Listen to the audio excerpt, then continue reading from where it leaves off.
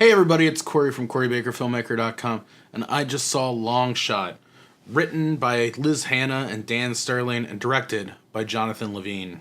So, I caught this movie at a new place with the AMC A-list. I figured I'd venture out and try new places. So, I went out and saw this flick at the AMC Century City in the Century City Mall. Really nice. Really enjoyed that, both the mall and the theater. Would definitely go there again. The problem, essentially, for anyone who may be outside of LA, is that getting from the east side to the west side is often very difficult. I imagine it's much like I've heard a lot of people in St. Pete and Tampa talk about how difficult it is to get across the bridge from one end to the other. So I don't know if I will go back there as often, but it was a very nice mall and a very nice theater, and I would like to go if I'm in the area again. So the plot of Long Shot, essentially, we start with Seth Rogen, who's a journalist for like a mud rucking kind of paper. You know, sort of think your HuffPo, your local independent city paper of some kind, maybe a BuzzFeed type of feel. But the paper gets bought out by what is clearly sort of like a Fox News kind of. And Seth Rogen quits. He goes out to get drunk with his friend, played by O'Shea Jackson Jr., where he runs into Charlotte Field, the Secretary of State, played by Charlize Theron, who is plotting a run for president because the current president is not going to run for re-election. He's a TV star who wants to become a movie star. Eventually we get to the point where, because Seth Rogen is out of work and because Charlize Theron is looking for somebody who sort of gets her and makes her a little bit funnier, they decide to team up, and he sort of becomes a personal speechwriter to her as she begins her announcement of running for president. So I'll say this about the flick. I had fun. I enjoyed it. I laughed. Those are all the important things up front. But it is kind of sort of like a tale of different movies. So the first 20 to 30 minutes of the movie, I was watching it going, this isn't very funny. It's very harshly edited. And nobody really seems to be coming up with the kind of like feelings that I want of like, it all seems like it's very procedural. Like they're not having fun when they're shooting these scenes. And I was a little bit worried that this movie was going to be pretty bad when that was the case. But really, as soon as Charlize Theron and Seth Rogen get together and are like sort of on the campaign trail, if you will, things change and the movie becomes insanely more watchable. The chemistry between Rogen and Theron is very good, and I really enjoyed just sort of like the comedy that came between them.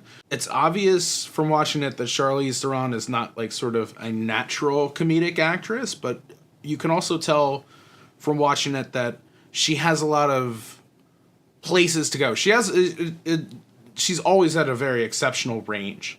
It's never really been in the direction of comedy, but this is the type of movie where you could watch and say, oh, she could be really good at comedy if she could get a couple more reps at it.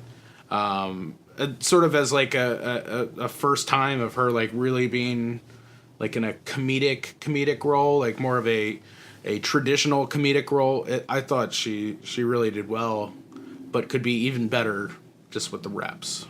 One thing that I really liked that this movie did right, and something that I was a little bit worried about going in, was we're in a very divided culture, politically and otherwise, and it's very difficult to make a political thing without it being political, and I think that this movie really tiptoes along those edges really well, and I was very surprised with how they managed to make something that was political that almost had no talking points in it, if you will. It was all very not safe, but it was written in a very in a way that allowed anyone to watch this movie and not think that they were being attacked for what they believe in. I guess unless you're a Nazi, but that's the first 5 minutes of the movie. So if you just miss that part, you're fine. So I guess my last real thought on this is just that, again, old touchstone I've come to a million times now. Making movies are difficult. Making comedies are the hardest movies to make. You would think that comedies would be super easy, but comedies are insanely difficult. And there's technical challenges that happen in comedies that don't happen in other movies. So, like being able to allow your actors to improv and come up with moments and then not have them on camera for it, and having to do weird editing where you can get this one really great performance of a line matched up with this really great reaction of another joke that wasn't the one that was originally told, but this one kind of matches the reaction as if the first joke. I mean, it's very difficult. And it's the type of thing that you really don't know what you have until you get into the edit and you start putting it all together and going like, oh fuck, we don't really have anything that matches up with this. That being said, there seem to be way more of those moments in this movie than you would see in sort of the normal screwball-y comedy, because it just felt like the camera was never where it needed to be. The sound was never as good as it needed to be at these moments. Like, it was just sort of caught off guard. And, maybe the editor was trying to pull a lot of tricks to get things from one end to the other. I felt a little bit more haphazard than you would want it to. And there were a lot of moments, particularly up at the beginning of the movie, like in that first 25-30 minutes where you're really wondering what kind of thing you're signing up for. It's just, it feels like the actors aren't necessarily in the same headspace or they're in the right movie. Like, it all just seems very awkward. And again, it's tough. You really don't know what you have until you put together a first cut. But I think there's a detriment to this movie in not having it be as smooth as it could have been. And there were a lot of departments that seemed to respectively take the blame on single occurrences.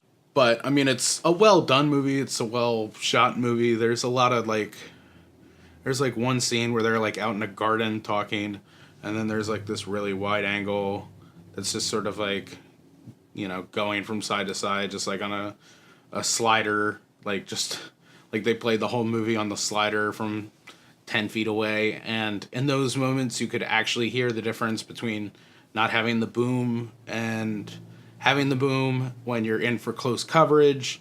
But this shot, the one on the slider, wasn't really worth it, and it's I don't know, it seemed a lot of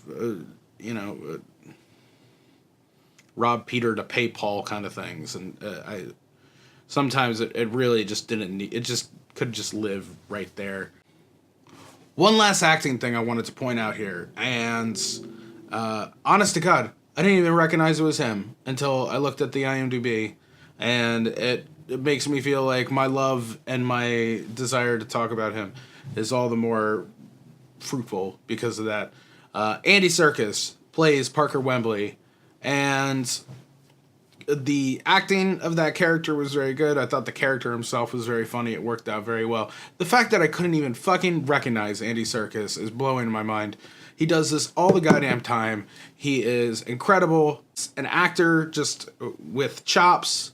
It's not just like him as a sort of traditional actor where he uses his face on screen and stuff, but his mocap stuff, which is where he sort of got famous, is incredible as well. Andy Serkis is one of those people who are always going to be a favorite of mine if they show up in a movie. But this whole thing is just filled to the gills with really great people. I love Bob Odenkirk. I love Alexander Skarsgard. Even little people like Paul Scheer showing up in that thing was really good. The only person who I really feel was not used anywhere close to as good as they could have been was O'Shea Jackson Jr. Just everything felt awkward. It just really felt it almost felt like he was doing every single one of his scenes without anyone to play off of, because it just felt like he was sort of yelling into the void a lot of times. And that's kind of really tough to overcome. And yeah. Give me 4 more years of the leaderboard! It's leaderboard time. This is the first time I've seen a movie at the AMC Century City. Very nice theater. Very nice mall. Would definitely go again, if not for being on the west side. On to the movie leaderboard. This movie's tough. I mean, again, like there's a part of me that wants to sort of give you like a Fast and the Furious, like non-real version of this score, because like it shouldn't be considered much the same as I have like The Shape of Water and stuff like that. But then again, it's not so broad and overly comical and so differentiating itself from what real life is like to sort of separate it like that. I mean, like, give it an extra, point and a half, I guess, if we were to do it like that. But on the regular leaderboard, I will give Long Shot a 7.3. It had a lot of laughs. By the end of it, I was really happy I went. I was worried about it at the beginning, but it really got its feet and came back, and there's some good people in it and a lot of laughs. So in the end, it's definitely worth it. Anyway, that's it for me. If you want more of my reviews or a whole lot of other stuff regarding my film career, you can go to my website, CoreyBakerFilmmaker.com, Facebook.com/CoreyBakerFilm, or at LegendCB5 on Twitter, Instagram, Snapchat. I will be seeing John Wick this weekend.